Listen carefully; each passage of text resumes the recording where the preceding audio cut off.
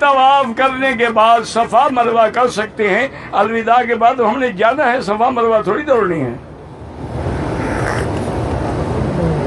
یہ جان چھڑا رہے ہیں نا کہ طواف تو کرنا ہے الوداع، اس کے بعد صفا بھی دوڑ، غلط بات ہے۔ الوداع کا معنی یہ ہے کہ ان یکون آخر البیت اللہ، آخر العہد بالبیت الطواف، سب سے آخری کام یہ ہو طواف کرو اور جاؤ، یہ تھوڑا کہ وہ صفا مروہ دوڑنے چلے جاؤ۔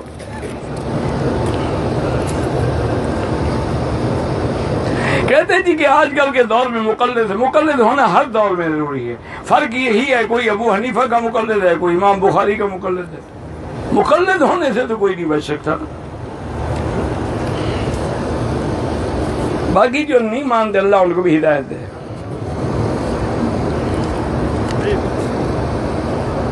کہتے ہیں جی کہ اگر وضو تو ہے لیکن حمام جانے کے لیے پیٹ میں دباؤ ہے، نماز نہیں پڑھ سکتے ہو دباؤ کو روک کے، جائیں وضو کریں، بعد میں آرام سے نماز پڑھیں۔ یہ تو نہیں نماز پڑھ رہے اور خیال جو ہے پیٹ کا اب بیت الخلاء کا ہے، ایسی نماز کا کیا فائدہ؟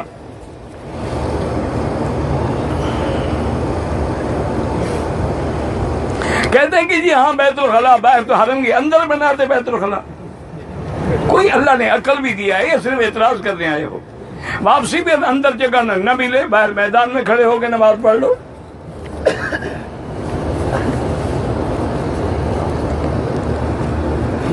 میری بہن پہ کالا جادو ہے، جنات کا سایہ ہے، بہت علماء کو دکھایا ہے، تو میرا بھائی گزارش یہ ہے کہ کسی کے پاس جانے کی ضرورت نہیں ہے، تم خود عالم ہو، خود مولوی ہو، گھر میں سارے بندے اکٹھے کر کے بٹھا دو، پانی کا بڑا ڈول بھی رکھ لو اور سورۃ البقرہ سارے پڑھنی شروع کر دو، سورۃ البقرہ پڑھتے رہو، دم کرتے رہو، دم کرتے رہو، جب ختم ہو جائے وہی پانی اس عورت پہ بھی، سب کو پلاؤ بھی، ڈالو بھی، گھر میں بھی ڈالو، 11 دن یہ پڑھتے رہو، انشاءاللہ نہ جادو رہے گا نہ جنات رہیں گے۔ کسی بزرگ کے پاس جانے کی ضرورت ہے، تم خود بزرگ ہو۔ آج کل کے جو بزرگ ہیں نا 90% ماشاءاللہ نمبر 2 ہیں، جو اصل ہیں وہ 10% مشکل سے ہیں۔ قربانی نہیں کی ہم نے، مثلا ہم احرام میں ہی مکے آ جائیں، طواف زیارت کر لیں، صفا کر لیں، جائز ہے، بعد میں جا کے کر لیں، کوئی طواف ترتیب میں شامل نہیں ہے۔ ترتیب 3 چیزوں میں ہے، رمی، کنکری مارو، قربانی اور حلق، لیکن افضل یہی ہے، اس کو امام شافعی کہتے ہیں رن حط، رے سے رمی، نون سے نحر، ہے سے حلق اور توئے سے طواف۔ افضل یہی ہے کہ یہی ترتیب ہو، جلدی آنے کی کوئی ضرورت نہیں، طواف بھاگا تو نہیں جا رہا نا، 10 کو بھی کر سکتے ہو، 11 کو بھی کر سکتے ہو، 12 کو بھی کر سکتے ہو، کیا ضرورت ہے جلدی جان چھڑانے کی؟ اصل میں حاجی جو ہے نا جی، اللہ دعا کرو اللہ سب کا قبول فرمائے، دل سے دعا کرو اللہ کسی کو محروم نہ بھیجے، سب کے دامن اپنی رحمتوں سے بھر دے، ورنہ آپ انشاءاللہ 10 تاریخ کو صبح جو ہے نا حاجی اللہ کی رحمت سے طواف شواف کر کے سر منڈا کے ایئر کنڈیشن کمرے میں لیٹا ہوگا، پتہ نہیں رات کو کس وقت آ گیا، مزدلفہ کا وجوب کہاں گیا، کنکری کہاں گیا، وہ کسی کو دے دی نا، یہ مار لینا نا، اللہ کے بندے وہ نہ مارے پھر۔ اچھا جو مارتے ہیں وہ پتہ ہے کیا کرتے ہیں کہ اپنی ساتھ مار کے اس کی مار دی، نہیں، اگر مثلا تینوں کو مار دی، پہلے تینوں کو اپنی مار کے ختم کر کے پھر ابتدا کریں دوسرے کی۔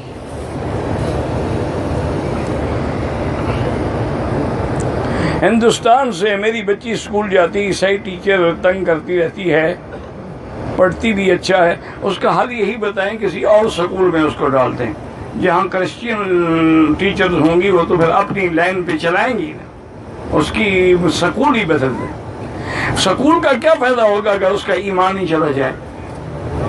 سکول بدل دیں، ان لوگوں کا کوئی اعتبار نہیں ہے، انہوں نے ہمیں گمراہ کرنے کے لیے یہ سکول تو بنائے ہیں نا، جتنی نرسری سکول ہیں اور جتنی اس قسم کے NGOs ہیں، یہ سارے اسی لیے ہیں کہ ہمیں ایمان سے نکالیں۔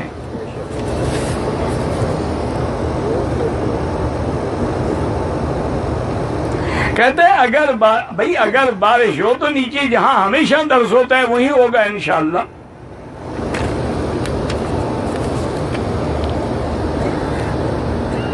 میں نے پاکستان میں ہی بینک کو پیسے دے دیے قربانی کے. مسئلے پوچھنے کی کیا ضرورت ہے؟ مجھ سے مسئلہ پوچھو گے تو دم پڑ گئی ایک اور بکری دینی پڑے گی. مجھ سے پوچھو ہی نا، بس اللہ پہ چھوڑ دو. کہتے جی کہ بینک والوں نے مجھے 10 دن حجہ کو 10 بجے کا ٹائم دیا، تم جانو بینک جانے. میرے نزدیک بینک والے قربانی ضرور کریں گے لیکن وقت کی پابندی نہیں ہوگی. اچھا، اور بینک والے کو یہ کب پتہ لگے گا کہ یہ بکری فلاں کی ہے؟ وہ تو ماشاءاللہ لائن میں کھڑا کر کے ذبح کیے چلے جائیں گے نا. میرے ساتھ ہوا ہے کہ میری بکریاں ذبح ہو رہی تھی اور اوپر کی منزل پہ ایک آدمی اور کسی اور کو اشارہ کر رہے، یہ تمہاری بکری ذبح ہو رہی ہے. اس نے پیسے لیے ہوئے تھے نا، اس کو دکھا میری بکریاں رہا تھا. وہ تو شکر ہے کہ میرے آدمی نے دیکھا ہوئے یہاں گلے میں کپڑا ڈال دیا. بدبخت یہ تمہاری کہاں سے بکری؟ تمہاری وکیل صاحب کی بکریاں. انہوں نے کہا حاجی صاحب اسے اپنے پیسے واپس ہو، کوئی بکری شکری نہیں اس کے پاس.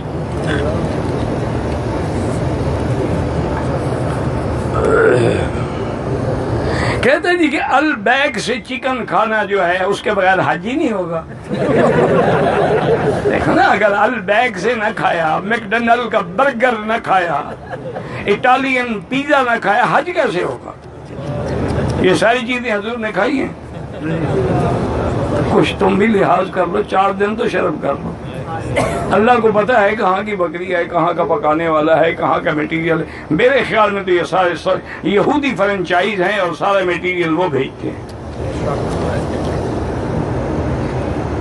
جھینگے کھانا وہ جائز ہے. میں نے اس کی تحقیق کی تھی باقاعدہ، چونکہ اس سے سب سے بڑے ماہر جو ہے نا مچھلی کا وہ بنگال کے لوگ ہیں. میں جب بنگلہ دیش گیا تھا تو وہاں بڑے بڑے علماء ہیں، محدث ہیں، مدرسے ہیں. تو ان سے میں نے پوچھا حضرت یہ جھینگا جو ہے مچھلی ہے یا کیڑا ہے؟ انہوں نے کہا نہیں حضرت یہ مچھلی ہے. تو پھر مچھلی کی قسم ہے تو جائز ہے. کہتے ہیں کہ اسلامی بینک اور غیر اسلامی بینک میں کیا فرق ہے؟ غیر اسلامی بینک سود لیتا ہے، اسلامی بینک سود نہیں لیتا. وہ مشارکت پہ کاروبار کرتا ہے کہ 20 کروڑ اکٹھا کر کے ایک پلازہ کرایہ پہ لے لیا، آمدنی جو ہے اس کا تقسیم کر دیا.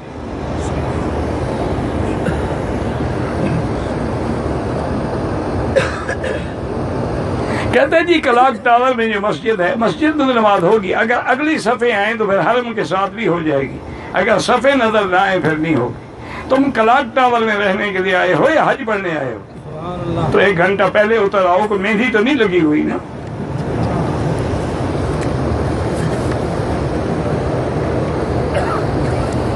نماز کی صفوں میں اگلی صف خالی ہے، بالکل ایک صف تک چل کے جا سکتے ہو. نماز کی حالت میں خون آ جائے، نماز ٹوٹ گئی، بس وہیں بیٹھ جائے. کچھ کافر ملکوں نے انبیاء اور صحابہ کی فلمیں بنائی، بالکل نہ دیکھا کرو. یہ سب سے بڑی گستاخی ہے کہ ایک کافر بلال بنا ہوا ہو.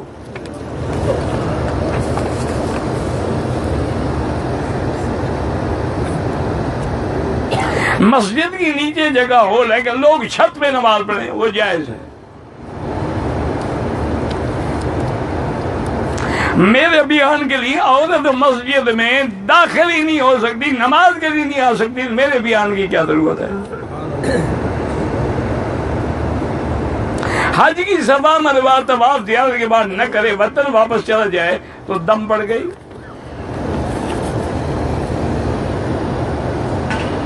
حرم کے سین میں لوگ چپل پہن کے چلتے ہیں، کوئی حرج نہیں. اگر چپل ٹھیک ہے، گندی نہیں ہے تو کوئی حرج نہیں. یار موٹی بات سمجھو، کپڑا پلید ہو تو ناجائز ہے، چپل بھی پلید ہو تو ناجائز ہے. اگر پاک ہے تو کوئی حرج نہیں.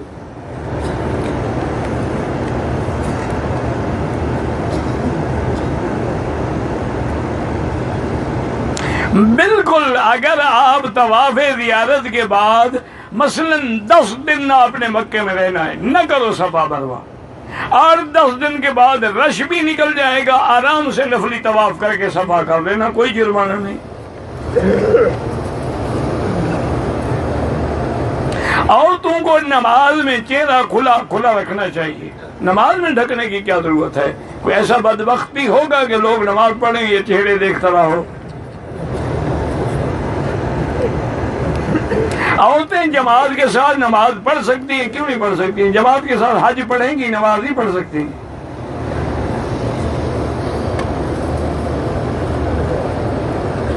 میں اگر حج تمتع میں اپنی قربانی کے ساتھ حضور صلی اللہ علیہ وسلم کے نام پہ بھی قربانی کروں، جائز ہے؟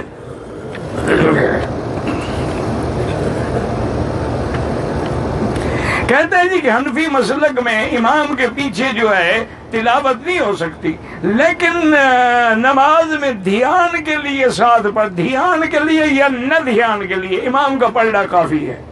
جب امام پڑھے تم چپ رہو، اور یہی قرآن کہتا ہے اذا قرئ القرآن فاستمعوا له وانصتوا، سنو اور چپ رہو.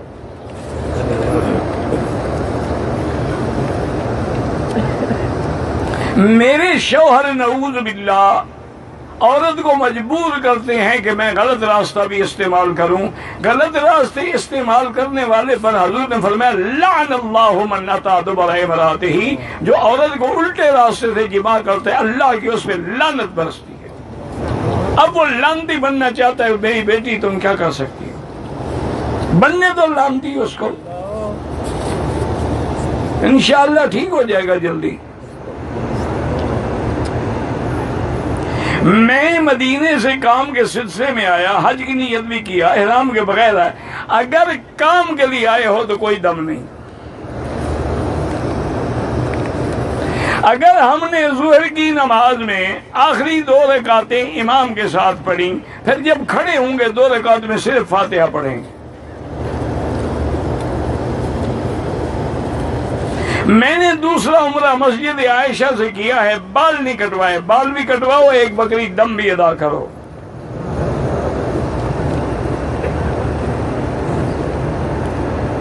کہتے ہیں کہ ایک عورت نے پاکستان سے آئی ہے، میقات سے پہلے اس کو حیض آ گیا، اس نے عمرے کی نیت ہی نہیں کی. جب نیت ہی نہیں کی عمرہ کیسے ہوگا؟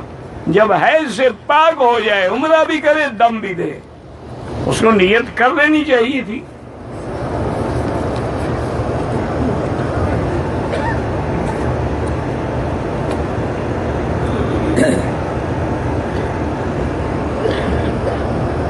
بہرحال اگر آپ نے مکے آئے پاکستان سے، احرام بھی باندھا اور طواف قدوم نہیں کیا، بیماری کے بعد مسجد حج سے احرام باندھا، عمرہ کیا، 5 دن بعد مدینہ چلے گئے، مدینہ سے واپسی پر پھر ماہواری کی وجہ سے عمرہ نہیں کیا. اب حکم ہر 15 دن کے بعد میری بیٹی ماہواری نہیں ہوتی، وہ بیماری ہے، کوئی حال نہیں. اس نے عمرہ کیا تو کوئی جرمانہ نہیں. حیض صرف زیادہ سے زیادہ 10 دن اور 20 دن پاکی کے ہوتے ہیں. اگر ہر 15 دن کے بعد بلیڈنگ ہو رہی ہے، معنی یہ ہے کہ بیماری ہے، استحاضہ ہے، یہ حیض نہیں ہے. اس میں نماز بھی پڑھ سکتی ہیں، تو آپ بھی کر سکتے ہیں. میں حج کے لیے آیا ہوں، اگر 1 ذی الحج سے 8 ذی الحج تک روزے رکھوں کوئی بات نہیں، رکھ سکتے ہو، بڑا افضل عمل ہے. کیا مرے ہوئے کے لیے عمرہ کیا جا؟ ہاں جی کیا جا سکتا ہے. حج کے دنوں میں مسنون دعائیں کتابوں میں لکھی ہوئی ہیں، کوئی ایک دعا ہے. زنا کا کوئی کفارہ نہیں ہوتا، زنا کے تو کوڑے ہوتے ہیں یا رجم ہوتی ہے. بہرحال توبہ کرو اور آئندہ بچو. اگر آب زمزم گرم کر کے چائے بنائیں کوئی حرج نہیں، پانی ہے اور کیا ہے.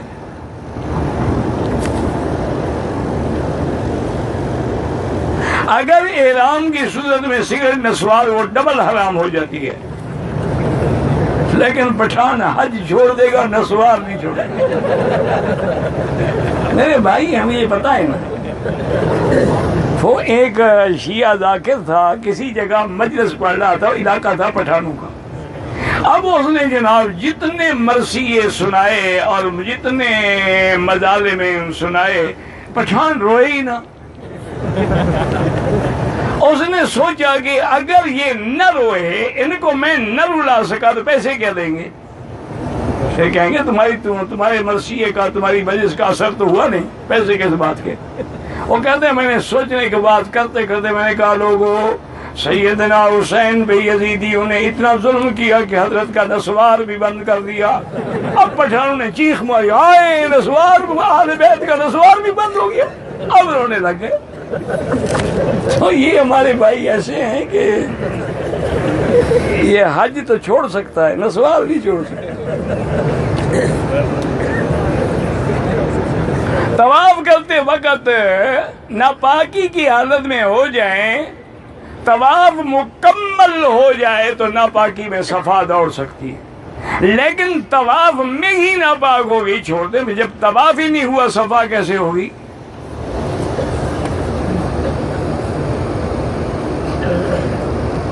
اگر ایک آدمی کی نماز کا ذاتی یہاں پڑھے 1,00,000 نماز کا ثواب ہوگا، 1,00,000 ادا نہیں ہو جائے گی۔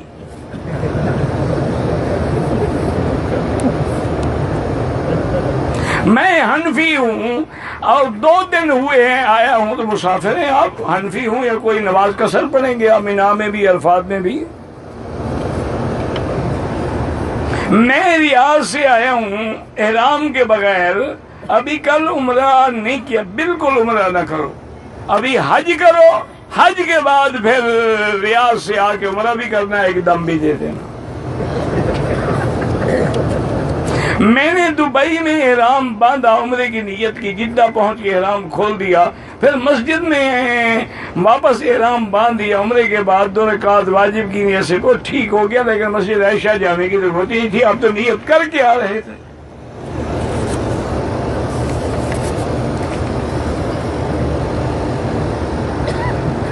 اگر احرام میں مثلاً کسی مرد کو احتلام ہو گیا، دھو ڈالو، بدل ڈالو۔ ہماری قربانی 10 ذی الحج کو عصر کی نماز تک کی جائے گی، تو بہرحال افضل یہی ہے قربانی کے بعد حل کریں۔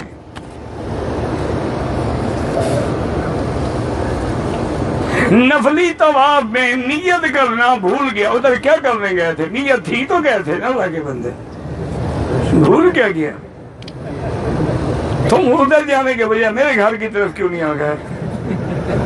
تو مانا ہے کہ نیت طواف کی تھی، تبھی تو طواف کی جگہ گئے نا۔ صفا کے 2 چکر دوڑ کے یاد آیا کہ میں نے نیت نہیں کی، واپسی پہ نیت کر، وہ اللہ کے بندے نہیں کی تھی تو کیوں دوڑ رہے تھے؟ یہی نیت ہوتی ہے، زبان سے کہنا ضروری نہیں ہوتا۔ پھر بیچارے نے دوبارہ شروع کی، ذی الحج شروع ہو گیا، نفلی عمرہ کرنا، تو افضل یہ ہے کہ عمرہ نہ کریں، طواف زیادہ کریں۔ 10 دنوں میں بال شال کاٹنا حاجی کے لیے منع نہیں ہے، وہ تو ابھی آئیں گے تمتع کریں گے، بال بنڈائیں گے تو تمتع کریں گے۔ یہ تو ان لوگوں کے لیے دوسرے ملک میں رہتے ہیں کہ کم سے کم حاجی کی شکل بنا لیں۔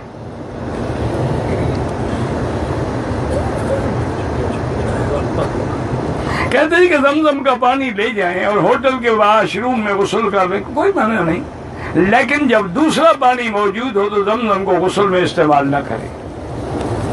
وہ ہے کہ ہاں کسی کو بیماری ہے اس لیے غسل کر رہا ہے کہ اللہ اس سے شفا دے کر سکتا ہے۔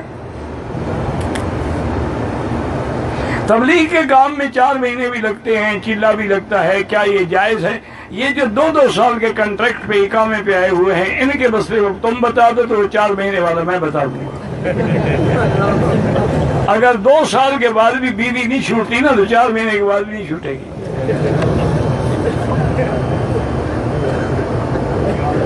عورتیں ناپاکی کی حالت میں مسجد الحرام میں داخل نہیں ہو سکتی، باہر سین میں بیٹھی رہیں۔ بہرحال رکن یمانی پہ موقع ملے تو دایاں ہاتھ لگائیں، بسم اللہ اللہ اکبر وللہ الحمد، نہ ملے اشارہ نہ کریں، چلے جائیں۔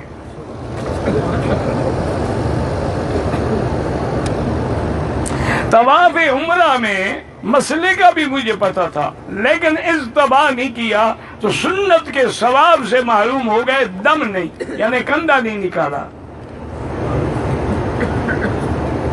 نفل طواف میں کعبے کی طرف پیٹھ ہو جائے، یس وہ طواف ہی نہیں ہوگا، پھر پیچھے ہٹ کے سیدھے کریں۔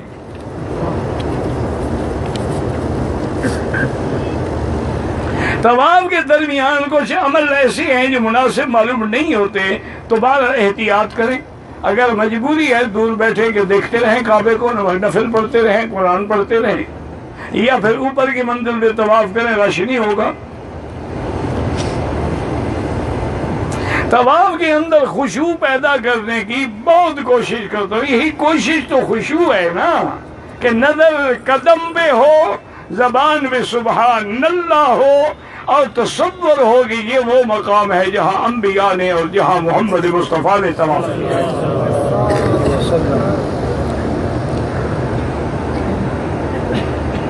جو عمل عمرے میں اور حرم میں ہوں گے، یہی عمل دنیا میں ہونے کا ذریعہ بنتا ہے، اللہ عالم۔ بینک والے قربانی ضرور کریں گے لیکن وقت کی پابندی نہیں ہو سکتی۔ سونے سے وضو ٹوٹ جاتا ہے، سونے سے نہیں، نیند آئے تو ٹوٹ جاتا ہے۔ حج یا عمرے کے بعد سر مڈانا بہت افضل ہے، اگر بال بڑے ہیں تو چوتھا حصہ کٹ جائے۔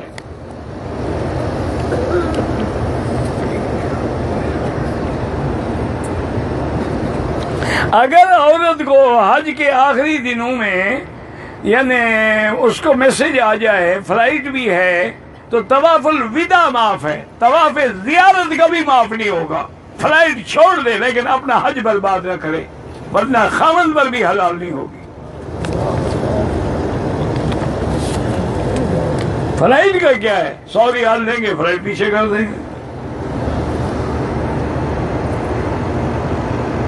ایک عورت نے کپڑوں کے اوپر برقع پہن کے نکاح سے عمرہ کیا تو کوئی حرج نہیں، کیوں نہ پہنے برقع؟ عورت کے لیے کوئی پابندی تو نہیں ہے نا، اس کے لیے صرف چہرہ کھلا رہے اور وہ بھی کپڑا آگے لٹکا لے، اگر مرد ہیں لٹکا رہے، نہ ہوں تو اٹھا لے۔